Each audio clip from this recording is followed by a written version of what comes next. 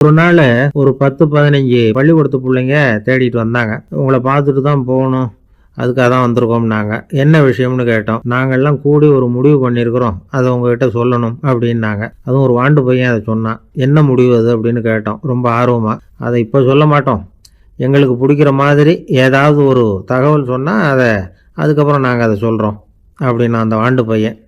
சரி, சின்ன பையன்கிட்ட இன்றைக்கி வசமாக மாட்டிக்கிட்டோம் அப்படின்னு நினச்சிக்கிட்டு அவங்களுக்கு தகுந்த மாதிரி ஒரு கதை சொல்ல ஆரம்பித்தோம். அது என்ன கதைன்னா, ஒரு பெரிய காடு, அதில் பலவிதமான மிருகங்கள். அந்த காட்டுக்கு ஒரு சிங்கம் தான் ராஜா. எப்பவும் காட்டுக்கு அது தானே ராஜா. ஒரு பெரிய யானைக்கு இது பொறுக்கலை. என்ன இது, எப்போ பார்த்தாலும் இங்கே சிங்கத்துக்கே ராஜா பதவி கிடைக்குது, நான்லாம் எவ்வளவு பலசாலியாக இருக்கிறேன், அப்படி இருந்தும் எனக்கு அந்த பதவி கிடைக்கலையே அப்படின்னு தனக்குள்ளே பொறுமிக்கிட்டே இருந்தது. ராஜா பதவியை நினச்சி ரொம்ப ஏக்கம், அதுக்கு பதவி மோகம். இந்த சமயம் பார்த்து ஒரு குள்ள நரி கூட்டம் அதை தேடிட்டு வந்தது. ஐயா பெரியவங்களே, நீங்கள் இந்த காட்டுக்கு ராஜாவாக இருக்க ஆசைப்படுறீங்க, அதில் ஒன்றும் தப்பு இல்லை.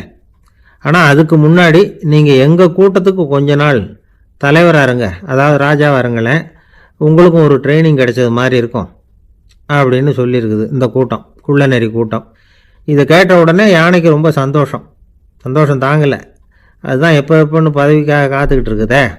இருந்தாலும் கொஞ்சம் பிகுவோட, சரி நீங்கள்லாம் இவ்வளோ தூரம் என்னை தேடிட்டு வந்து கேட்கறதுனால மறுக்க முடியல அப்படின்னு ரொம்ப ஏதோ அவளுக்கு சிரமப்பட்டு ஒத்துக்கிறது மாதிரி ஒத்துக்கிட்டது.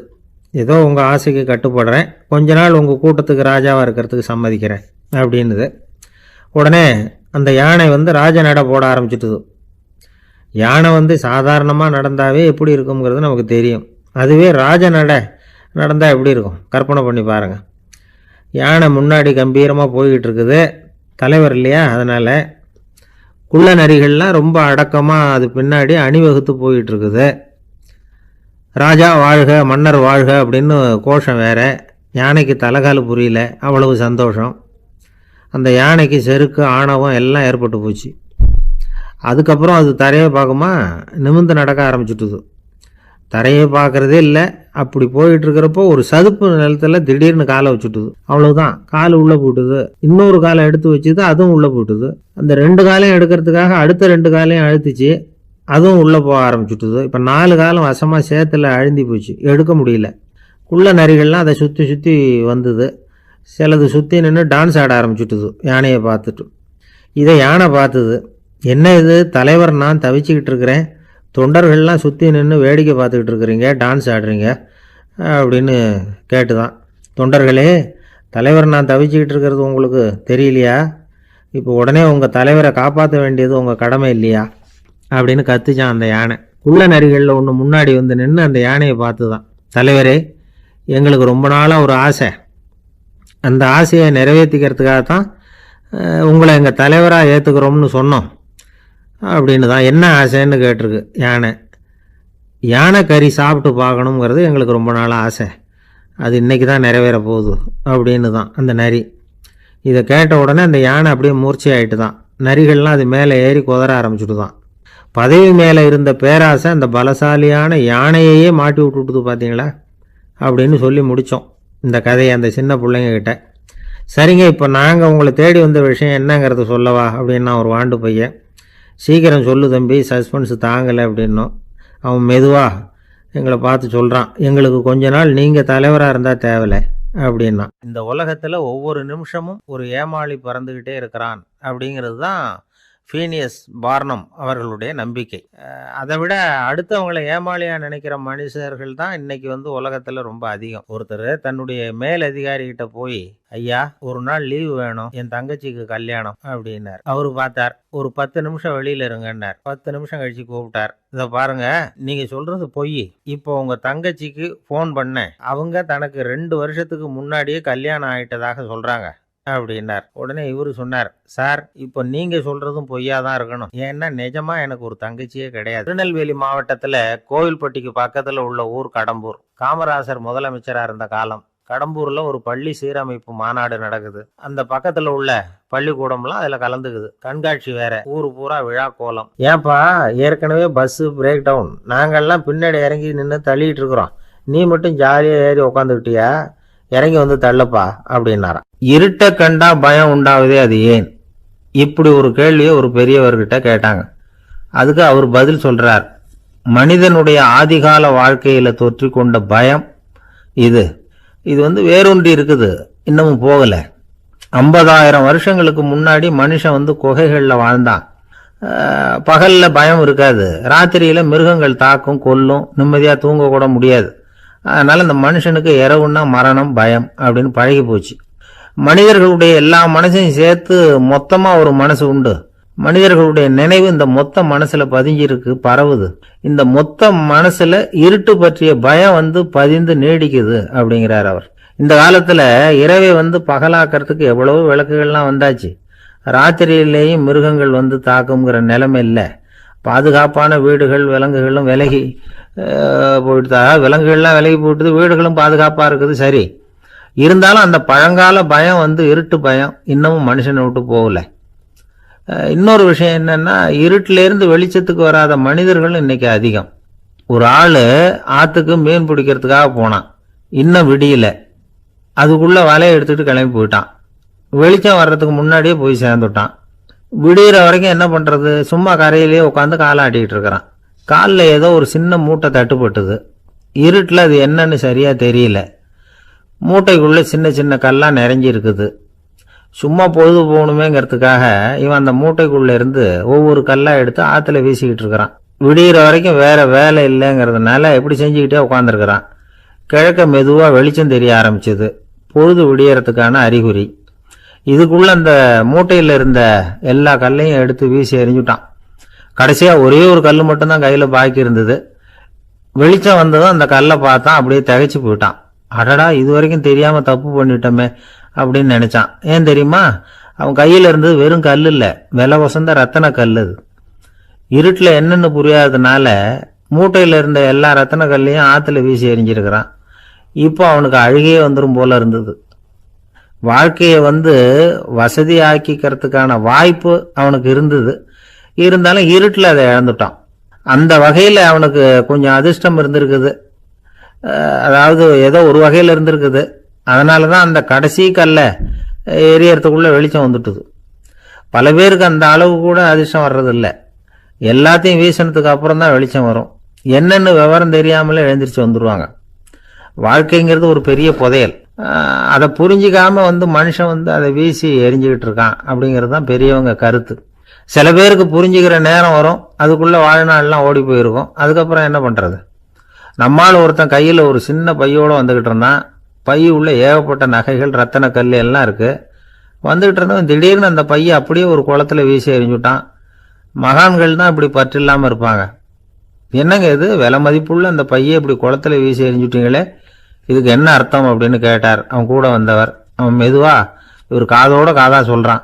ஒரு போலீஸ்காரர் பின்னாடி வந்துகிட்டு இருக்கிறார், அவர் போனதுக்கு அப்புறம் இதை எடுத்துக்குவேன் அப்படிங்கிறான். இந்த உலகத்துல மனுஷன் எவ்வளவோ தவறுகள் செய்யறான். அதுக்கெல்லாம் என்ன காரணம்? அதை பத்தின ஆராய்ச்சி தான் இன்னைக்கு. இதுக்கு ஆராய்ச்சி என்னத்துக்கு, அது தெரிஞ்ச விஷயம் தானே அப்படின்னு நீங்க நினைக்கலாம். ஆனா அப்படி அலட்சியமா இந்த விஷயத்தை விட்டுறக்கூடாது. பொதுவா எல்லோரும் நினைக்கலாம், எது சரி எது தவறு அப்படின்னு தெரியாததுனால தான் மனுஷன் தப்பு பண்ணுறான் அப்படின்னு. ஆனால் அப்படி சொல்லிட முடியாது. மனுஷன் தெரிஞ்சே தான் தவறுகள் பண்ணுறான். இப்போ உதாரணத்துக்கு ஒரு சாலையில் இடது பக்கம் போக வேண்டிய ஒருத்தர் நடுக்கோட்டை தாண்டி வலது பக்கமாக வண்டியை ஓட்டிகிட்டு போகிறாருன்னு வச்சுக்கோங்க. என்னப்பா இது தப்பு இல்லையா அப்படின்னு அவர்கிட்ட கேட்டால், அதெல்லாம் எனக்கு தெரியும், நீ உன் வேலையை பார்த்துட்டு போ அப்படிம்பார். வலது பக்கமாக போகிறது தப்புன்னு தெரிஞ்சே தான் அவர் அப்படி செய்கிறார், அப்படி போகிறார். பெரிய உத்தியோகத்தில் இருக்கிறவங்க கூட லஞ்சம் வாங்குறாங்க. அவங்களுக்கெல்லாம் லஞ்சம் வாங்குறது தப்புன்னு தெரியலன்னு அர்த்தம்? திருடுறது தப்புன்னு தெரியாமலாம் மனுஷன் திருடுறான்? நல்லாவே தெரியும். நீங்கள் வேணும்னா கேட்டு பாருங்கள், வேற வழி இல்லை அதனால தான் திருடுறேன்பா. திருடுறது ஒரு புண்ணியமான காரியம்னு திருடனே கூட சொல்ல மாட்டான். திருடுறது தவறுங்கிறது திருடனுக்கு தெரியும் அப்படிங்கிறத விளக்கறதுக்காக ஒரு பெரியவர் ஒரு கதை சொன்னார். அதாவது 2 திருடர்கள் 2 பேரும் சேர்ந்து ஒரு வீட்டுக்கு போய் ஒரு 10,000 ரூபாயை திருடிட்டு வந்துடுறாங்க. ஒரு காட்டு வழியாக வந்துக்கிட்டு இருக்கிறாங்க. இன்னும் விடியல. 2 பேருக்கும் தூக்கம் கண்ணை சுற்றுது. சரி, இப்படியே ஒரு மரத்தடியில் படுத்து தூங்குவோம், காலையில் விடிஞ்சதும் இந்த பணத்தை 2 பேரும் பங்கு போட்டுக்குவோம் அப்படின்னு முடிவு பண்ணுறாங்க. அதே மாதிரி படுத்து தூங்குறாங்க. நடு ராத்திரியில் ஒரு திருடன் முழிச்சுக்கிறான். விடிகிற வரைக்கும் காத்துக்கிட்டு இருந்தால் 5000 ரூபா தான் கிடைக்கும். இப்போவே கம்பி நீட்டினா 10,000 ரூபா கிடைக்கும் அப்படின்னு யோசித்து பார்த்துட்டு ஒரு முடிவுக்கு வந்தான். மெதுவாக அந்த 10,000த்தையும் சுருட்டிக்கிட்டு அடுத்தவனுக்கு தெரியாமல் ஓடி போயிட்டான். விடியுது. அடுத்தவன் எழுந்திரிச்சு பார்க்குறான்.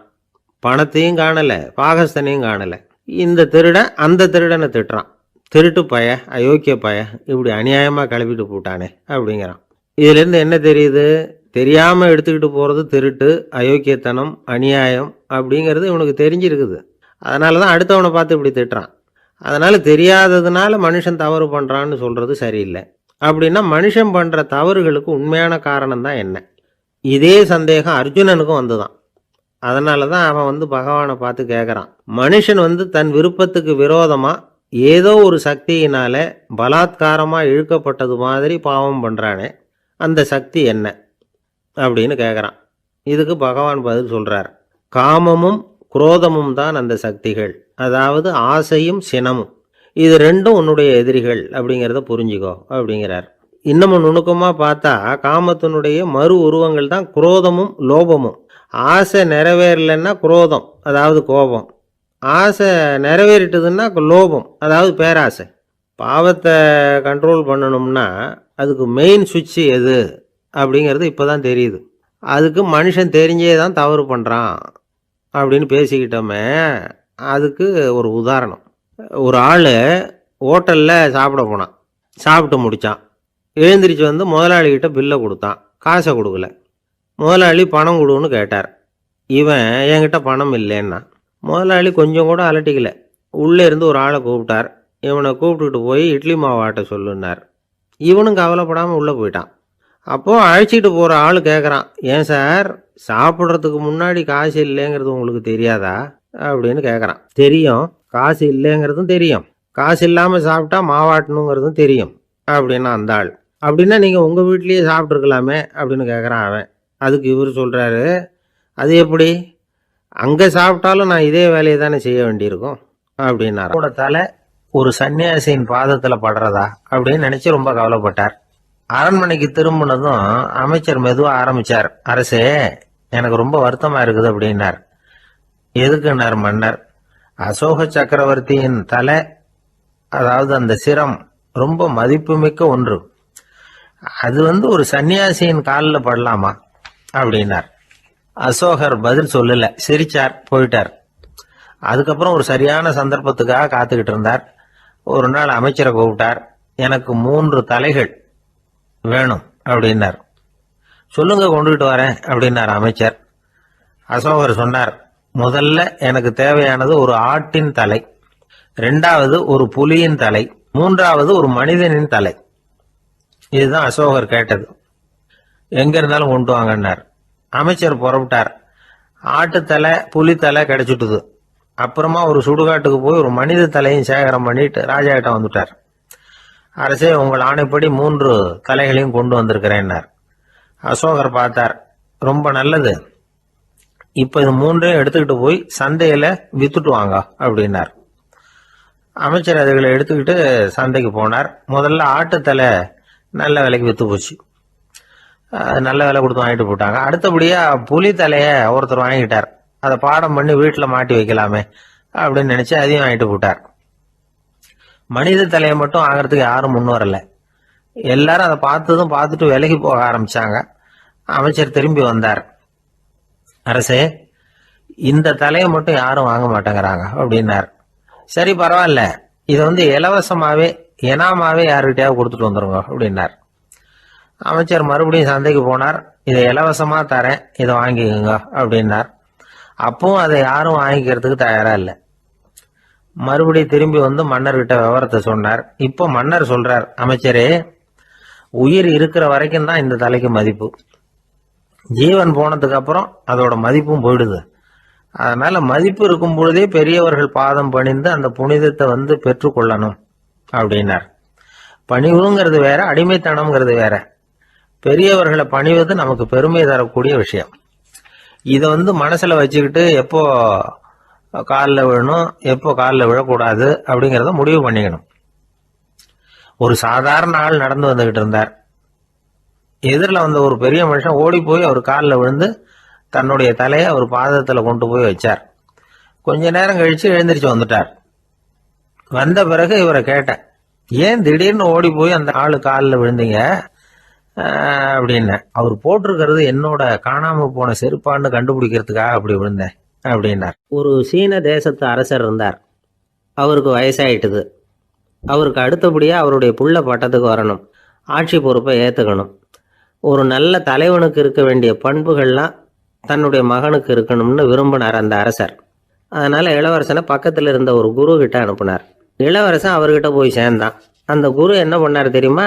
இவனை பார்த்து சொன்னார், இதை பாருப்பா, நீ என்ன பண்ணுற, இப்போவே பக்கத்தில் இருக்கிற காட்டுக்கு போ, நடுக்காட்டில் போய் ஒரு இடத்துல உட்காந்துக்கோ. அங்கே என்னென்ன சத்தம்லாம் உன் காதில் விழுதுன்னு கவனித்து கேளு.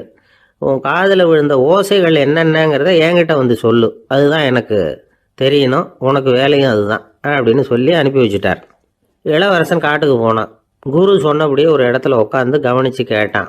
அதுக்கப்புறம் குருக்கிட்ட திரும்பி வந்தான். என்னென்ன சத்தம்லாம் கேட்ட அப்படின்னு கேட்டார் குரு. குருவே, காட்டில் நான் பறவைகள் சத்தம்லாம் கேட்டேன், மிருகங்களின் ஓசையையும் கேட்டேன், இதை தவிர இடி மின்னல் மழை இதுகளோட சத்தத்தையும் கேட்டேன் அப்படின்னா. குரு யோசனை பண்ணார், நீ இன்னமும் சரியாக கேட்கல, அதனால் மறுபடியும் காட்டுக்கு போ, கொஞ்ச நாள் தங்கி இருந்து கேட்டுட்டு வா அப்படின்னார். இளவரசனுக்கு ஒன்றும் புரியல.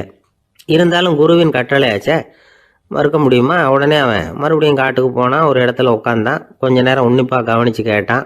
சில நாள் கழித்து குருக்கிட்ட திரும்பி வந்தான். குருவே, இந்த தடவை சில துல்லியமான சத்தங்களை எல்லாம் கேட்டான். தேனி பறக்கிற சத்தம், நீரோடையின் மெல்லிய ஓசை, இதெல்லாம் கேட்டேன்னா.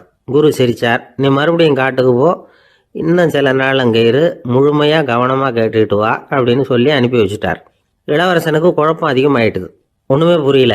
மறுபடியும் காட்டுக்கு போனான். மௌனமாக ஒரு இடத்துல உட்காந்துட்டான். அப்படியே தியானத்தில் ஆழ்ந்துட்டான். சில நாளில் அவனுக்கு இதுவரை கேட்காத ஓசைகள்லாம் கேட்க ஆரம்பிச்சிட்டுது. இதைத்தான் நான் கேட்கணும்னு என்னுடைய குரு எதிர்பார்த்துருக்கிறாருங்கிறத புரிஞ்சுக்கிட்டான்.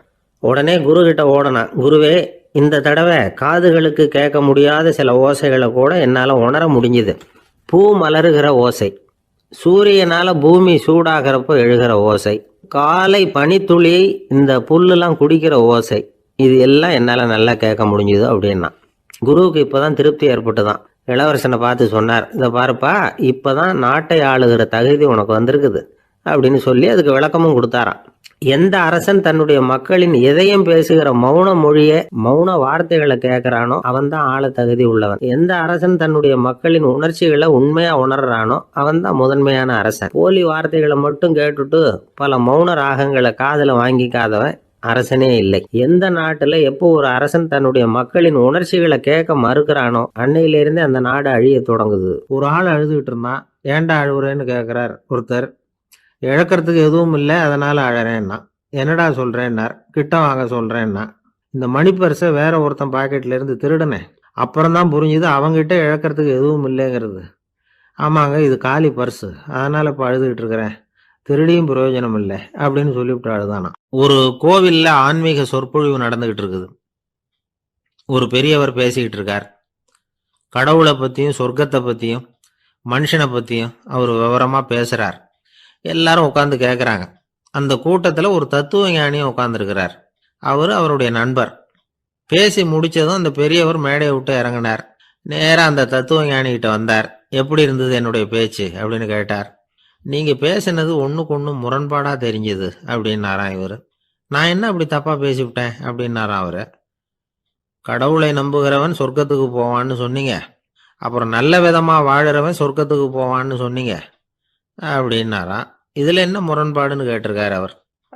இதில் தான் முரண்பாடு தெரியுது எனக்கு. அதாவது இங்கே ஒருத்தன் எல்லா தப்பும் பண்ணிகிட்டு இருக்கிறான், அவன் கடவுளை நம்பினான்னா அவன் சொர்க்கத்துக்கு போவானா? இது என்னுடைய முதல் கேள்வி. இல்லைன்னா ஒருத்தன் எந்த தப்பும் பண்ணல, ரொம்ப ஒழுங்காக வாழ்ந்துக்கிட்டு இருக்கிறான், ஆனால் அவன் கடவுளை நம்பலை, அவன் என்ன நரகத்துக்கு தான் போவானா? கடவுள் நம்பிக்கை உள்ள ஒரு திருடன் என்ன ஆவான், எங்கே போவான்? கடவுள் நம்பிக்கையே இல்லாத ஒரு நல்லவன் என்ன ஆவான், எங்கே போவான்? ஒருத்தன் இங்கே கடவுள் நம்பிக்கையோட வாழறது முக்கியமா அல்லது நல்லவனா வாழறது முக்கியமா? இதுதான் இவர் கேட்ட கேள்வி. இதை கேட்டதும் அந்த பெரியவர் குழம்பி போட்டார். அவர் சொன்னது நியாயம்தானே. கடவுளை நம்புறவன் தான் சொர்க்கத்துக்கு போவான்னா பேசாமல் கடவுளை நம்பிக்கிட்டு இந்த உலகத்தில் எல்லா தப்பும் பண்ணிக்கிட்டு இருக்கலாமே. பேச்சாளர் குழப்பத்தோட வீட்டுக்கு போனார். படுத்து தூங்கினார். ஒரு கனவு வந்தது. கனவுல அவர் ஒரு ரயிலில் வேகமாக போயிட்டு இருக்கிறார்.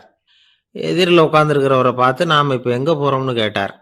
சொர்க்கத்துக்கு போயிட்டு இருக்கிறோம் அப்படின்னாங்களாம். ரயில் போய் நின்றுது. இவர் இறங்கினார். இங்கே கௌதம புத்தர் இருப்பார், சாக்ரட்டிஸ் இருப்பார், அவங்கள பார்க்கறதுக்கு ஒரு நல்ல வாய்ப்பு அப்படின்னு நினச்சிக்கிட்டே அங்கேயும் இங்கேயும் பார்த்தார். அங்கே யாருமே இல்லை. ஒரே பாலைவனம் மாதிரி இருக்குது. பச்சை இல்லை, பசுமை இல்லை, பூக்கள் இல்லை, மரம்லாம் மொட்டையாக நிற்கிது. எலும்பும் தோலுமா சில முனிவர்கள் அங்கேயும் இங்கேயுமா உட்காந்துருக்குறாங்க. இவர் அவங்கக்கிட்ட போய் இந்த புத்தர், சாக்ரட்டிஸ் இவங்கெல்லாம் எங்கே இருக்கிறாங்கன்னு கேட்டாராம். அப்படி யாரும் இங்கே இல்லையே, அவங்கெல்லாம் யார் அப்படின்னு திருப்பி கேட்டிருக்கிறாங்க. இவருக்கு அதிர்ச்சியாக போச்சு. அப்படின்னா அவங்க எங்கே போயிருப்பாங்க? உடனே ரயில் நிலையத்துக்கு ஓடி வந்தார். அப்போ தான் நரகத்துக்கு ஒரு ரயில் புறப்பட்டுக்கிட்டு இருந்தது. அங்கேருந்து அதில் ஏறி உட்காந்தார். ரயில் வேகமாக போச்சு. நரகம் நெருங்க நெருங்க காற்று குளிர்ச்சியாக வீச ஆரம்பிச்சுதான். வெளியில் பசுமையாக இருந்துதான். அழகான மலர்கள், அழகான நீர்நிலைகள், நந்தவனங்கள், ரொம்ப அருமையாக இருக்குது. ரொம்ப அங்கே இருந்தவங்கெல்லாம் ரொம்ப மகிழ்ச்சியாக உல்லாசமாக வேறு இருந்திருக்கிறாங்க. எங்கே பார்த்தாலும் ஆடல் பாடல் உற்சாகம். இவர் ரயிலை விட்டு இறங்கினார். அவருக்கு சந்தேகம், இதுவா நரகம் அப்படின்னு விசாரிச்சிருக்கார். ஆமாம், இதுதான் நரகம்னாங்களாம். எனக்கு ஒரு சந்தேகம் இருக்கார். என்னன்னு கேட்டிருக்காங்க. கௌதம புத்தரும் சாக்ரட்டிஸும் லாவோஸும் இவங்க மாதிரி இன்னும் பல பேரும் கடவுள் நம்பிக்கை இல்லாதவங்க அவங்கெல்லாம் இங்கே இருக்கிறாங்களா அப்படிங்கிறது தான் என்னுடைய சந்தேகம் அப்படின்னாராம். இப்போ அவங்க சொல்லியிருக்கிறாங்க, இப்போ நீங்கள் பார்க்குறீங்களே பசுமையும் பச்சை பயிர்களும் ஆடல் பாடல்களும் அழகிய மலர்களும், இது எல்லாமே கௌதம புத்தரும் சாக்ரட்டிஸும் அது மாதிரி மகான்களும் இங்கே வர ஆரம்பித்த பிறகு தான் உண்டாக ஆரம்பிச்சுது. இந்த பிரதேசத்தை அவங்க அப்படியே மாற்றிவிட்டாங்க. இப்போலாம் இங்கே இருக்கிறவங்க யாரும் சொர்க்கத்துக்கு போகிறதுக்கே ஆசைப்படுறதில்ல அப்படின்னாங்களாம். இந்த அதிர்ச்சியிலேயே அந்த பெரியவர் கனவு கலைஞ்சி மூழ்கிக்கிட்டார். இதில் இருக்கிற கருத்து என்னன்னா, நல்லவர்கள் எங்கே இருக்கிறாங்களோ அந்த இடத்துக்கு பேர் தான் சொர்க்கம். சொர்க்கம் நரகம்ங்கிறதெல்லாம் ஆன்மீக பண்புகள், அவ்வளவுதான். ஒரு ஊரில் 2 இணைபிரியாத நண்பர்கள். ஒருத்தன் கேட்டான், இப்போ கடவுள் நம்ம முன்னாடி உங்கள் 2 பேரில் யாராவது ஒருத்தர் மட்டும் என்னோட சொர்க்கத்துக்கு வரலாம் அப்படின்னு கூப்பிட்டா நீ என்ன சொல்லுவேன்னு கேட்டானா. இவன் ரொம்ப பெருந்தன்மையாக உன்னையே அழைச்சிட்டு போக சொல்லிடுவேன் அப்படின்ட்டுருக்கான். அப்படின்னா உனக்கு சொர்க்கம் வேணாமான்னு கேட்டிருக்கான் அவன். நீ என்னை விட்டுட்டு போனாவே அப்புறம் இந்த பூலோகமே எனக்கு சொர்க்கம் தாண்டா அப்படின்னு நானா இவன். ஒரு பெரிய காடு. அந்த காட்டுக்கு மத்தியில் ஒரு ஆசிரமம். அங்கே ஒரு முனிவர் இருந்தார். பல இடங்கள்லேருந்து வர்ற குழந்தைகளுக்கு அவர் பாடம் சொல்லி கொடுத்துக்கிட்டு இருக்கிறார். ஏழை பணக்காரர் அப்படிங்கிற வித்தியாசம்லாம் கிடையாதுங்க. எல்லாரும் அவர்கிட்ட தங்கள் பிள்ளைகளை அனுப்பி வச்சாங்க. மன்னர்களுடைய பிள்ளைங்க கூட அங்கே அவர்கிட்ட தான் படிக்கிறதுக்கு வருவாங்க. ஆனால் அந்த முனிவரை பொறுத்த வரைக்கும் எல்லா பிள்ளைங்களும் ஒன்று தான். இது யார் வீட்டு பிள்ளைன்னெல்லாம் பார்க்க மாட்டார். எல்லாரும் சமம். மாணவர்கள்லாம் அங்கேயே மாத கணக்கில் வருஷ கணக்கில் தங்கி இருந்து பாடம் கற்றுக்கிட்டு போகிறது வழக்கம். அவராக பார்த்து போன்னு சொல்கிற வரைக்கும் அங்கேயே இருக்கணும், படிக்கணும். குருகுல வாசம். ஒரு சமயம் ஒரு ராஜகுமாரனும் அவர்கிட்ட படிச்சுக்கிட்டு இருந்தான். அவனுக்கு ஒரு 15 வயசு இருக்கும். சில வருஷம் கழித்து இந்த முனிவர் தன்கிட்ட இருக்கிற மாணவர்களுக்கெல்லாம் பரீட்சை வச்சார். அவங்களுடைய அறிவு முதிர்ச்சியை கணிக்கிறதுக்காக பல சோதனைகள்லாம் வச்சார். ஒவ்வொருத்தராக பார்த்து இனிமேல் நீங்கள் உங்கள் வீட்டுக்கு போகலாம் அப்படின்னு சொல்லி அனுப்பி வச்சுக்கிட்டு இருக்கிறார். எல்லாரும் போயிட்டாங்க. கடைசியாக மிஞ்சி இருந்தது ஒரே ஒரு மாணவன். அவனை மட்டும் வீட்டுக்கு அனுப்பலை. யார் அந்த பையன் தெரியுமா? அவன்தான் அந்த ராஜகுமாரன். ராஜகுமாரனுடைய தந்தைக்கு, அதுதான் இந்த ராஜாவுக்கு, அங்கே வயசு ஏறிக்கிட்டே போகுது. என்ன இது, படிக்க போன பையன் இன்னும் திரும்பி வரலையே அப்படின்னு நினச்சார். வந்துட்டா சீக்கிரமாக அவனுக்கு பட்டம் கட்டிவிட்டு நாம் விலகிக்கலாமே அப்படின்னு நினச்சாரு. கல்யாணம் வேற பண்ணி பார்க்கணும் பையனுக்கு. ஆனால் பையன் வர்ற வழியை காணும். ராஜா பார்த்தார். சரி, நேர்லேயே போய் என்னன்னு தெரிஞ்சுட்டு வந்துடுவோம் அப்படின்னு காட்டுக்கு புறப்பட்டார். அங்கே போய் முனிவரை பார்த்தார். முனிவர் இவரை அன்பாக வரவேற்று உட்கார வச்சார். அதுக்கப்புறம் ராஜா மெதுவா, எல்லாரையும் வீட்டுக்கு அனுப்பி வச்சுட்டிங்களாமே, ஏன் பிள்ளைய மட்டும் அப்படின்னு சொல்லி மெதுவாக இழுத்தார். முனிவர் இதுக்கு உடனே பதில் சொல்லலை. ராஜாவை கூப்பிட்டுட்டு போய் விருந்தினர் குடிசையில் தங்க வச்சார். அதுக்கப்புறம் சொன்னார், உங்கள் மகன் எல்லா பாடங்கள்லேயும் முதல் இடம் வாங்கியிருக்கான். இப்படி முதலாவதாக வர்ற மாணவனுக்கு நாங்கள் இன்னொரு தேர்வு வைக்கிறது வழக்கம். அதுலேயும் அவன் முதலாவதாக வந்துட்டான்னா அவன் ஒரு பெரிய வித்வான் அப்படிங்கிற கௌரவத்தை அடைஞ்சிருவான் அப்படின்னார். அதாவது முனிவர் அப்படி சொல்கிறார். அப்படி சொல்லிவிட்டு போயிட்டார் அவர். ராஜா அங்கேயே தங்கிட்டார். ராத்திரி படுத்து தூங்கினார். காலையில் எழுந்திரிச்சு அந்த குடிசைக்கு வெளியில் வந்தார் பல்லு விளக்கறதுக்காக. அந்த சமயத்தில் தூரத்தில் ஒருத்தன் ஒரு கையில் கோடாலியை வச்சுக்கிட்டு தலையில் ஒரு பெரிய விறகு கட்டை சுமந்துக்கிட்டு வந்துக்கிட்டு இருக்கிறது மாதிரி தெரிஞ்சது. யாராவது விறகு வெட்டியாக இருக்கும் அப்படின்னு நினைச்சார் ராஜா. கிட்ட வந்ததும் உத்து பார்க்குறாரு. பார்த்தா அது தன்னோட புள்ள. திகைச்சு போயிட்டார். என்ன இது, ஒரு ராஜகுமாரனை கூட இது மாதிரி வேலையெல்லாம் செய்ய சொல்கிறாங்களே அப்படின்னு நினைச்சார். ராஜகுமாரன் வந்து விறகு கட்டை கொண்டுகிட்டு போய் கொல்லை பக்கம் வச்சான். அந்த சமயம் முனிவர் அங்கே வந்தார். என்ன மகனே, விறகு வெட்டிட்டு வந்துட்டியா? சரி, இப்போ வந்து ஒரு துடைப்பத்தை எடுத்துக்கோ, விருந்தினர் குடிசையின் வாசல் பக்கத்தை கூட்டி பெருக்கி சுத்தம் பண்ணு போ அப்படின்னார். அப்படியே செய்கிறேன் குருவே அப்படின்னு சொல்லிவிட்டு போனான். சுத்தம் பண்ண ஆரம்பிச்சிட்டான். ராஜா பார்த்தார் இதை. உடனே ஓடியாந்தார். மகனே, என்ன காரியம் பண்ணுற? துடப்பத்தை கீழே போடுனார். இப்போ அந்த ராஜகுமாரன் சொல்கிறான், தந்தையே, இது வந்து என்னுடைய குருதேவரோட உத்தரவு. இங்கே வந்து நான் ஒரு மாணவன். இங்கே அரசனும் ஒன்று தான், ஆண்டியும் ஒன்று தான். குருதேவர் சொல்கிறத மறுக்காமல் செய்கிறது தான் எங்கள் கடமை அப்படின்னா. இந்த சமயம் முனிவர் அங்கே வந்தார். இவனை வந்து முதுகில் தட்டி கொடுத்தார். அப்புறம் ராஜா கிட்ட சொன்னார், அரசே, உங்கள் புள்ள எங்கள் கடைசி தேர்வுலையும் வெற்றி பெற்றுட்டான். பணிவு தான் மாணவர்களின் மிக உயர்ந்த குணம். குருநாதர் சொல்றது மனசுக்கு பிடிக்கலன்னா கூட மறுக்காம செய்யணும். அப்படி செய்யறதுனால எதை செய்யலாம் எதை செய்யக்கூடாது அப்படிங்கிற விவேகம் அவங்களுக்கு வந்துடும். செய்யக்கூடாததை கூட பெரியவங்க சொல்லிவிட்டா செஞ்சுதான் ஆகணும் அப்படிங்கிற பணிவு அவங்களுக்கு வந்துடும். இந்த குணம் வந்துட்டுதுன்னா அவங்க எத்தனை கடினமான வேலையா இருந்தா கூட ரொம்ப சுலபமா செஞ்சு முடிச்சிருவாங்க. தூக்கத்திலேயும் அப்புறம் துக்கத்திலேயும் தோண்டு போட மாட்டாங்க. இந்த பணிவும் விவேகமும் அவங்க கிட்ட மன உறுதியை ஏற்படுத்தும். அந்த உறுதி உங்க பையனுக்கு வந்தாச்சு. இனிமே அவனை நீங்க அழைச்சிட்டு போகலாம். அவன் நிச்சயமா பேரும் புகழும் பெறுவான் அப்படின்னாரு. ராஜா அவரை பார்த்து, குருதேவா, புரிஞ்சுக்கிட்டேன், என்னை மன்னிக்கணும் அப்படின்னாரு. அதுக்கப்புறம் மகனை அழைச்சிக்கிட்டு நாட்டுக்கு திரும்பி வந்துட்டார். இந்த கதையை இன்று ஒரு தகவலில் சொல்லுங்க சார், உங்கள் நிகழ்ச்சியில் சொல்லுங்க சார் அப்படின்னு சொல்லி மாணவர்கள் கேட்டால் பணிவாக இருக்கிறது எப்படி அப்படிங்கிறத புரிஞ்சுக்குவாங்க அப்படின்னு சொன்னார் ஒருத்தர். சரி சொல்லுவோம், அதுக்கு முன்னாடி நேர்லேயே ஒரு பையன்கிட்ட சொல்லி பார்க்கலாமே அப்படின்னு தோணுச்சு. உடனே ஒரு பையனை கூப்பிட்டோம். ஏன்பா, உங்கள் வாத்தியார் உனக்கு இது மாதிரி ஒரு பரீட்சை வச்சா என்ன பண்ணுவேன் அப்படின்னு கேட்டோம். நானும் அப்படி தான் சார் நடந்துக்குவேன், விறகு வெட்டுவேன், துடப்பத்தினால கூட்டி சுத்தம் பண்ணுவேன், உடனே செஞ்சு முடிச்சிருவேன் சார் அப்படின்னா. பலே பரவாயில்லையே அப்படின்னோம். ஆமாம் சார், அப்படி செஞ்சாதானே வீட்டுக்கு அனுப்புவார், இல்லைன்னா இன்னொரு வருஷம் இங்கேயே இருந்து படின்னு சொல்லி விடுவாரு. டாக்டர்கிட்ட போனாராம். டாக்டர் அவரை பார்த்துட்டு, நீங்கள் தினமும் காலையில் வெறும் வயத்தில் நடக்கணும் அப்படின்னாராம். வெறும் வயத்தில் நடக்கிறதுக்கு நான் தயார், ஆனால் வயிறு கிடைக்கணுமே சார், யார் வயத்து மேலே நடக்கிறது டாக்டர் அப்படின்னு கேட்டாராம் இவர். எனக்கு ஒரு உதவி செய்யணும் அப்படின்னு நம்மளை பார்த்து ஒருத்தர் கேட்குறாருன்னு வச்சுங்களேன், உடனே நாம் அவரை பார்த்து என்ன உதவின்னு கேட்போம். இதுதான் சராசரி மனிதர்களின் இயல்பு. ஆனால் ஒருத்தர் எனக்கு ஒரு உதவி செய்யணும் அப்படின்னு கேட்ட உடனே என்ன உதவின்னு கூட கேட்காம சரி செய்கிறேன் அப்படின்னு ஒத்துக்கிறது இருக்கு பாருங்க, அது கொஞ்சம் அபூர்வம். அந்த காலத்தில் ஒருத்தர் இருந்தார். அவர் எப்படி தெரியுமா? உதவி கேட்குறவங்க நல்லவங்களா கெட்டவங்களா அப்படின்னு கூட பார்க்கல, தனக்கு நன்மையா தீமையா அப்படின்னு கூட பார்க்கல, உதவி செய்கிறேன்னு புறப்பட்டு விட்டார். அவர் யார் தெரியுமா? அவர் தான் நல சக்கரவர்த்தி. அவர் மாதிரி நாம் உதவி கேட்குறவங்களுக்கு உடனே உதவி செய்கிறதுக்கு தயாராக இருக்கணும் அப்படின்னு சொன்னார் ஒரு ஆன்மீக பேச்சாளர். நல சரித்திரத்தை அவர் சொல்லிக்கிட்டு இருந்தார். இந்திரன், அக்னி, வருணன், யமன், இவங்க 4 பேரும் நலனை பார்த்து, எங்களுக்கு நீ உதவி செய்யணும், எங்களுக்காக நீ தூது போகணும் அப்படின்னு கேட்குறாங்க.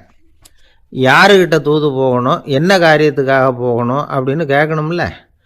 நலன் அப்படி கேட்கவே இல்லை, உடனே சரின்னு ஒத்துக்கிறான். அதுக்கப்புறம் அவங்க விவரம் சொல்கிறாங்க, என்ன உதவி, யாருக்கிட்ட தூது போகணும் அப்படிங்கிற விவரத்தை சொல்கிறாங்க. நலனுக்கும் அப்புறம்தான் புரியுது, எந்த தமயந்தியை இவன் காதலிச்சானோ, எந்த தமயந்தின் சுயம்பரத்துக்காக இவன் போய்கிட்டு இருக்கிறானோ, அந்த தமயந்தியை பார்த்து தங்களுக்காக அவகிட்ட வாதாடணும், பேசணும், தங்களில் ஒருத்தரை கல்யாணம் பண்ணிக்கும்படியாக கேட்கணும் அப்படின்னு அவங்க 4 பேரும் நலன்கிட்ட கேட்குறாங்க. இதை கேட்டதும் நலன் கொஞ்சம் கூட முகம் சுளிக்கலை, பதட்டப்படலை. நேராக தமயந்தி கிட்ட போகிறான். இந்திரன், அக்னி, வருணன், யமன் இவங்களோட சிறப்புகளை எடுத்து சொல்கிறான். இவங்களில் ஒருத்தரை கல்யாணம் பண்ணிக்கலாம் அப்படின்னு சொல்லி கேட்டுக்கிறான். ஆனால் இதுக்கு தமயந்தி சம்மதிக்கலை. சுயம்வரம் நடக்குது. அவள் நளனை தேர்ந்தெடுக்கிறாள். அந்த 4 பேரும் நளனுக்கு நிறைய வரங்கள்லாம் கொடுக்குறாங்க. அதுக்கப்புறம் இப்படி போகுது கதை. இதில் நாம் கவனிக்க வேண்டியது என்னென்னா, உதவின்னு கேட்ட உடனே என்ன உதவின்னு கேட்காம சரி செய்கிறேன்னு சொன்னான் பாருங்கள், அதை கொஞ்சம் சிந்திக்கணும்.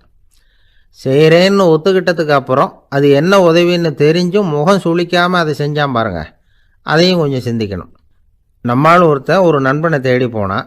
எனக்கு ஒரு உதவின்னா சரி சொல்லுன்னா, இப்போ உங்ககிட்ட 2 கார் இருந்தால் என்ன பண்ணுவேன்னா, உடனே அதில் ஒன்று உங்ககிட்ட கொடுத்துருவேன்னா, அவன் உங்ககிட்ட 2 பங்களா இருந்தால் என்ன பண்ணுவேன்னா, அதில் ஒன்று உங்ககிட்ட கொடுத்துருவேன்னா, உங்ககிட்ட 2 பேனா இருந்தால் என்ன பண்ணுவேன்னா, அதில் ஒரு பேனாவை உங்ககிட்ட கொடுக்க மாட்டேன்னா அவன்.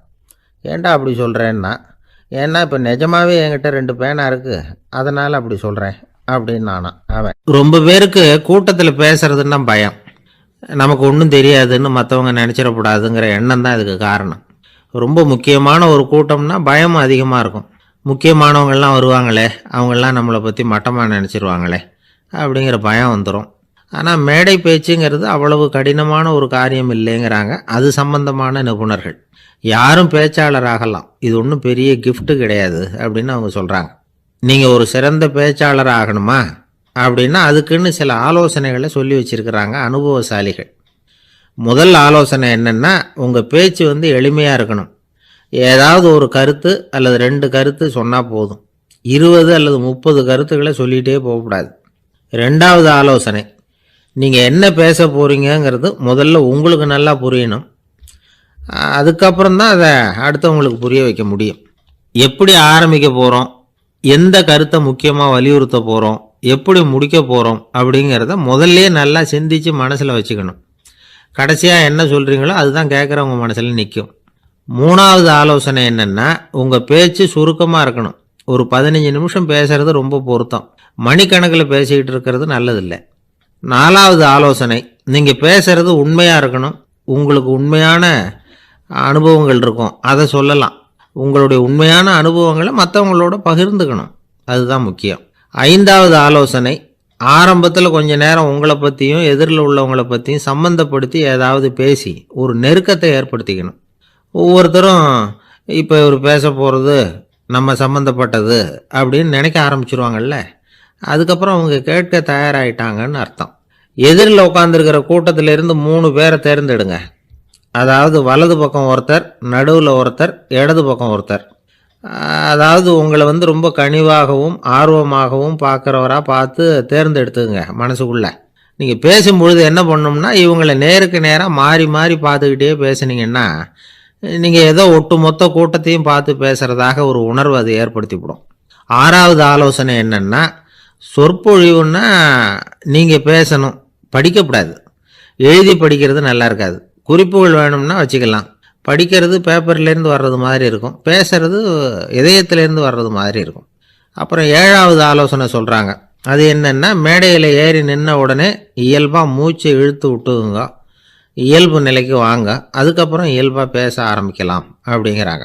இவ்வளவும் பேச்சு கலையில் வல்லுநர்களாக இருக்கிறவங்க சொல்லுகிற ஆலோசனைகள். இதையெல்லாம் கடைபிடிச்சா நமக்கும் அதுக்கும் வெகு தூரம்னு நினச்சிக்கிட்டு இருந்த ஒன்று இப்போ கிட்டத்தில் நெருங்கி வந்துடும்.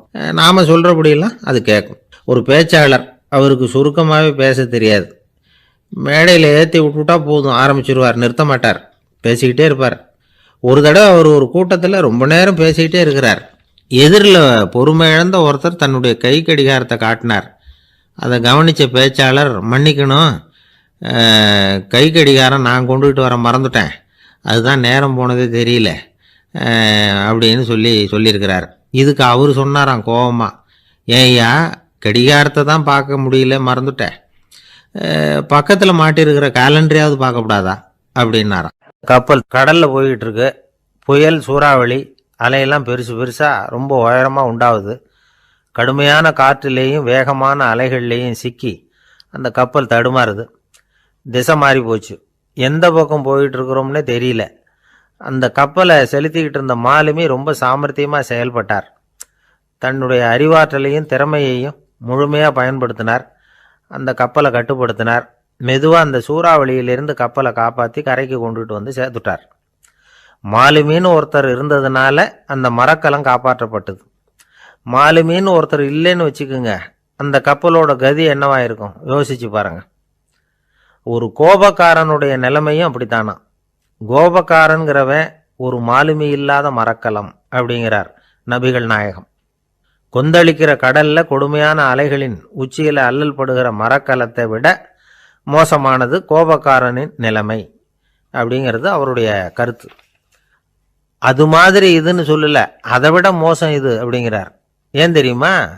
ஒரு கப்பல் கடல்ல தடுமாறுனா அதை சரிப்படுத்த மாலுமி இருக்கிறார். அவர் தன்னுடைய சாமர்த்தியத்தினால அதை கட்டுப்படுத்தி சரியான வழிக்கு கொண்டுட்டு வந்துருவார். ஆனா கோபக்காரனுடைய நிலைமை அப்படி இல்லை அப்படிங்கிறார் நபிகள் நாயகம்.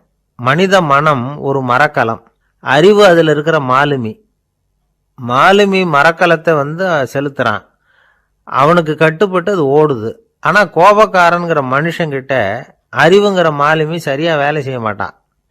ஏன்னா கோபம் அந்த மாலுமியின் கண்களை அவிச்சிரும், காதுகளை கேட்காம பண்ணிவிடும். கண்ணையும் காதையும் மூடிவிட்டு கப்பலை ஓட்டுனா எப்படி ஓட்டுறது? அதனால கோபக்காரன் மாலுமி இல்லாத மரக்கலம். இடி மின்னல்ல மாட்டிக்கிட்டு கஷ்டப்படுற கப்பல் மாதிரி கஷ்டப்படுறான். பெரியவங்கள்லாம் என்ன சொல்றாங்க?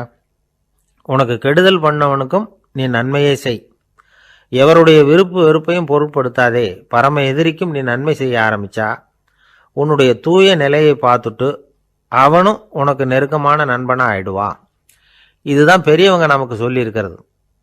புனித குரான் சொல்றது என்ன? தீமையை நன்மையை கொண்டே நீர் தடுத்து கொள்ளும் அப்படின்னு சொல்லப்பட்டிருக்கு. அதுல இன்னா செய்தாரை ஒருத்தல் அவர் நாண நன்னயம் செய்து விடல் அப்படிங்கிறார் திருவள்ளுவர். செல்வந்தர் ஒருத்தர்கிட்ட ஒரு சிறுவன் ஆடு மேய்ச்சிக்கிட்டு இருந்தானா. பெரியவர் அவனை கூப்பிட்டு, நீ நேரா போய் ஒரு ஆட்டுல உள்ள ரொம்ப நல்ல பகுதி எதுவோ அதை எடுத்துக்கிட்டு வா அப்படின்னாரான். இவன் போனான். ஒரு ஆட்டு உடம்புல இருந்த நாக்கு, இருதயம், இது ரெண்டையும் எடுத்துக்கிட்டு கொடுத்தானான். பெரியவர் வாங்கி பார்த்தார். அதுக்கப்புறம் இப்போ நீ போய் இன்னொரு ஆட்டில் இருக்கிற ரொம்ப கெட்ட பகுதி எதுவோ அதை எடுத்துட்டு வா அப்படின்னாரான். இவன் போய் எடுத்துட்டு வந்தான். அவன் கையில் இருந்தது மறுபடியும் அதே மாதிரி நாக்கு, இருதயம், இது ரெண்டும் தான். என்னது இப்பவும் அதையே கொண்டுட்டு வந்திருக்கிற அப்படின்னாரான் பெரியவர். இவன் சொன்னானா, ஒரு உடம்புல உள்ள ரொம்ப நல்ல பொருளும் இதுதான், ரொம்ப கெட்ட பொருளும் இதுதான் அப்படின்னானா. இளம் வயசுல இப்படி பதில் சொன்னவர் தான் பேரறிஞர் லுக்மானுல் ஹக்கீம் அவர்கள். கோபப்படாமல் இருந்தா இது ரெண்டும் நல்லா வேலை செய்யும், கோபப்பட்டா இது ரெண்டும் மோசமா வேலை செய்யும். அதை புரிஞ்சுக்கிறதுக்காகத்தான் இன்னைக்கு இந்த தகவல். கோபம் வந்துட்டா நாம என்ன செய்யறோங்கிறது நமக்கே தெரியாது. ஒருத்தர் டாக்டர்கிட்ட போனார் அவசரமா. டாக்டர், எனக்கு இப்போ கடுமையான கோப வெறி, எனக்கு கண்ணு மண்ணு ஒன்றும் புரியல, உடனடியாக அதை கட்டுப்படுத்தணும், உடனே இதுக்கு ஏதாவது ஒரு மாத்திரை கொடுங்க ப்ளீஸ் அப்படின்னார். அந்த டாக்டரும் உடனே ஒரு மாத்திரையை கொடுத்து, இதை உடனே போடுங்க, நான் தண்ணி கொண்டுட்டு வரேன்னு உள்ளே போனார். தண்ணியோடு திரும்பி வந்தார். இவர் சொன்னார், டாக்டர், நீங்கள் கொடுத்த மாத்திரை ரொம்ப பெருசாக இருந்தது, இருந்தாலும் கஷ்டப்பட்டு முழுங்கிட்டேன்னார். டாக்டர் சந்தேகத்தோட மேசையை பார்க்குறார். பார்த்தா மாத்திரை அங்கேயே இருக்குது, பேப்பர் வெயிட்டை காணலை. தானத்தில் சிறந்தது எது அப்படின்னு ஒரு கேள்வியை கேட்டு, தானத்தில் சிறந்தது நிதானம் அப்படின்னு அதுக்கு ஒரு பதிலும் சொல்கிறவங்க உண்டு. நிதானம் ரொம்ப அவசியம், அதுவும் இன்றைய உலகத்துக்கு ரொம்ப அவசியம். இன்னைக்கு உலகம் ரொம்ப பரபரப்பாக போய்கிட்டு இருக்குது அப்படின்னு வேண்டிக்கிட்டான். கடவுள் பார்த்தார். உடனே அவன் கண் முன்னாடி தோன்றினார். இந்தா நீ கேட்ட 1,00,000 ரூபாய் அப்படின்னு சொல்லி அவன் கையில் பணத்தை கொடுத்துட்டு மறைஞ்சிட்டார். இவனால் நம்பவே முடியல. இவ்வளவு சுலபமாக கிடைக்கும்னு தெரிஞ்சிருந்தா அனாவசியமாக ஒரு தேங்காய் உடைக்கிறேன்னு வேண்டியிருக்க வேண்டியது இல்லையே அப்படின்னு நினச்சான். இருந்தாலும் வேண்டுதலை நிறைவேற்ற வேண்டியது கடமை. அதுக்காக என்ன பண்ணால், பக்கத்தில் ஒரு கடைக்கு போனான். ஒரு தேங்காயை கையில் எடுத்தான். இது என்ன விலைன்னு கேட்டான். 5 ரூபான்னார் கடையில் இருந்தவர். அதிகமாக இருக்குதே விலைன்னா. அப்படின்னா ஒன்று செய்யுங்க, அடுத்த ஊருக்கு போங்க, அங்கே தென்னந்தோப்பு அதிகம், அதனால் அங்கே இதை விட குறைஞ்ச விலைக்கு கிடைக்கும் அப்படின்னார். சரின்னு அடுத்த ஊருக்கு கிளம்புனான். அங்கே போய் விசாரித்தான். ஒரு தேங்காய் 3 ரூபாய் விலைன்னாங்க. இதுவும் அதிகமாக தெரியுதுன்னா. அப்படின்னா ஒன்று செய்ய, அதுவும் அந்த ஆற்று ஓரமாக ஒரு தென்னை மரம் இருக்கு பார், அதில் நீயே ஏறி பறிச்சுக்கோ, ஒரு தேங்காய்க்கு 1 ரூபா கொடுத்தா போதும் அப்படின்னார் அந்த தோப்புக்கு சொந்தக்காரரு. இவனுக்கு மரம் ஏற தெரியாது, இருந்தாலும் ஆசை யாரை விட்டுது, விலை சல்லிசாக இருக்குதே. ஆற்று உரம் போனால் தட்டு தடுமாறி அந்த மரத்தில் ஏறினா அந்த தென்னை மரம் வளைஞ்சி ஆற்று பக்கம் போய் அப்புறம் நிமிர்ந்து இருந்தது. அதாவது மரத்தின் உச்சி சரியாக ஆற்றுக்கு நடுவில் இருந்தது. ஆற்றுல வெள்ளம் கரை புரண்டு ஓடிக்கிட்டு இருக்கு. இவன் கடவுள் கொடுத்த 1,00,000 ரூபாயை மடியில் வச்சு இறுக்கி கட்டிக்கிட்டான். உச்சிக்கு போய் காய் பறிக்கிற சமயத்தில் காற்றும் மழையும் பலமாக கலந்து அடிக்க ஆரம்பிச்சுட்டுது. கால் வழுக்கி விட்டுட்டுது. இவன் சடார்னு ஒரு தென்னை மட்டையை பிடிச்சிக்கிட்டு தொங்க ஆரம்பிச்சிட்டான். கீழே பயங்கரமான வெள்ளம், மடியில் 1,00,000 ரூபா பணம், என்ன செய்யறதுன்னு தவிக்கிறான். இந்த சமயம் கரையில் ஒரு யானை பாகன் யானையை குளிப்பாட்டிக்கிட்டு இருக்கிறான். அது அவன் கண்ணில் பட்டுது. ஐயா ஒரு உதவின்னு கத்துனான். அவன் என்ன செய்யணும்னு கேட்டான். உன் யானையை மெதுவாக இங்கே அழைச்சிட்டு வா, எனக்கு நேராக கீழே நிறுத்து, என் காலை பிடிச்சி மெதுவாக கீழே இறக்கி விட்டுரு, என் மடியில் இருக்கிற பணத்தில் உனக்கு 10,000 ரூபா தரேன் அப்படின்னா. அவன் பார்த்தான், காலை கையை பிடிச்சா கூட எவனும் இந்த காலத்தில் 10 ரூபாய்க்கு மேலே தரமாட்டேங்கிறான், இவன் காலை பிடிச்சா 10,000 தர்றேங்கிறான் அப்படின்னு யோசனை பண்ணான். உடனே யானையை கொண்டுட்டு போனான். அவனுக்கு நேராக கீழே நிறுத்தினான். அவன் காலை பிடிச்சான். அவ்வளவுதான். அந்த நேரம் பார்த்து யானை மெதுவாக நடந்து அப்பால் போட்டுது. இப்போ யானை பாகன் அவன் காலை கெட்டியாக பிடிச்சிக்கிட்டு தொங்குறான். பரிதாபமாக மேலே பார்க்குறான். அவன் மட்டையை பிடிச்சிக்கிட்டு தொங்குறான். இப்போ யானை பாகன் சொல்கிறான், தம்பி மட்டையை விட்டுறாத, கெட்டியாக பிடிச்சிக்கோ, நான் உனக்கு 10,000 ரூபா தரேன், இதோ மடியில் தான் வச்சுருக்கேன்னா. மேலே தொங்குறவனுக்கு இந்த நிலைமையிலேயும் ஒரு சந்தோஷம், மேற்கொண்டு ஒரு 10,000 ரூபா நமக்கு கிடைக்கும் போல இருக்கே அப்படின்னு. இந்த சமயத்தில் ஒருத்தன் ஒட்டகத்தை ஓட்டிகிட்டு வந்தான் அந்த பக்கமாக குளிப்பாட்டுறதுக்கு. யானை பாகம் பார்த்துட்டான். ஐயா ஒட்டகக்காரரே, அதை இங்கே கொண்டுட்டு வா, எங்கள் காலை பிடிச்சி பத்திரமா இறக்கி விடு, நாங்கள் பணம் கொடுக்குறோம்னா. அவனும் பணத்துக்கு ஆசைப்பட்டு வந்தான். அவன் காலை பிடிக்கிற சமயம் ஒட்டகமும் நழுவி போட்டுது. இப்போ 3 பேருமே வரிசையாக தொங்குறாங்க. ஒட்டகக்காரன் கத்துறான், தம்பி மட்டையை விட்டுறாத, கெட்டியாக பிடிச்சிக்கோ, நான் என் மடியில் இருக்கிற 5,000 உனக்கு தந்துடுறேன்னா. மேலே தொங்குறவனுக்கு இன்னமும் சந்தோஷம், இவனும் பணம் தர்றேங்கிறான் அப்படின்னா இன்றைக்கி நமக்கு மொத்த பண வரவு எவ்வளவு அப்படின்னு ஒவ்வொன்றா கூட்டி பார்க்க ஆரம்பித்தான். மனக்கணக்கு சரியாக வரல. அதனால் அப்படியே விரலை விட்டு எண்ண ஆரம்பித்தான். அவ்வளவுதான், மட்டையை விட்டுட்டு கை நழுவி வந்துட்டுது.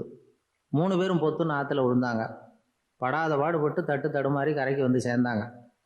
சரி, இதை குழியில் புதைக்க முடியாது அப்படின்னு முடிவு பண்ணிட்டு இதை இங்கேயே இப்படியே விட்டுட்டு ஒரே ஓட்டமாக ஓடி போடுவோம் அப்படின்னு நினச்சி எடுத்தான் ஓட்டம். அது காலை நேரம். இவன் மேற்க நோக்கி ஓடிக்கிட்டு இருக்கிறான். ஓடி ஓடி பார்க்குறான், நிழல் இவனை விட வேகமாக இவனுக்கு முன்னாடி ஓடிக்கிட்டு இருக்கு.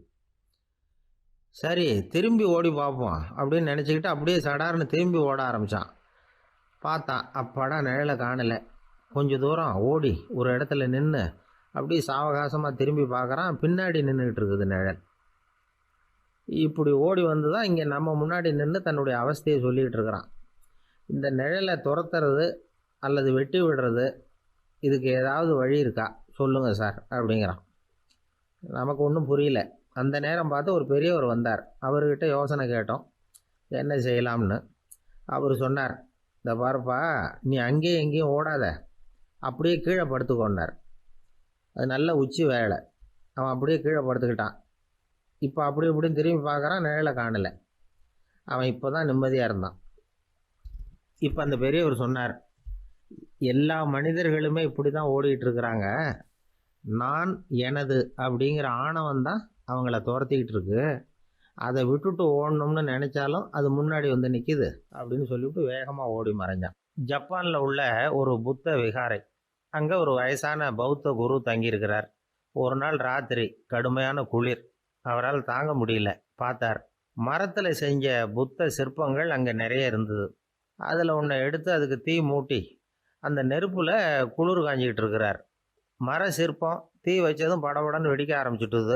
அந்த சத்தத்தை கேட்டதும் புத்த விகாரையின் குருக்கள் வெளியில் ஓடி வந்தார். இவர் ஆனந்தமாக குளிர் காஞ்சிக்கிட்டு இருக்கிறார். அவரால் பொறுத்துக்க முடியல. தெருவில் திரிஞ்சுக்கிட்டு இருந்த அந்த பெரியவரை இங்கே தங்க அனுமதித்ததே அவர் தான். இவர் இப்படி பண்ணுறாருன்னு நினச்சிக்கிட்டே அவரை கோபமாக பார்த்தார். ஏன் இப்படி கோபமாக பார்க்குறீங்க, இப்படி உட்காருங்க அப்படிங்கிறாரு இவர்.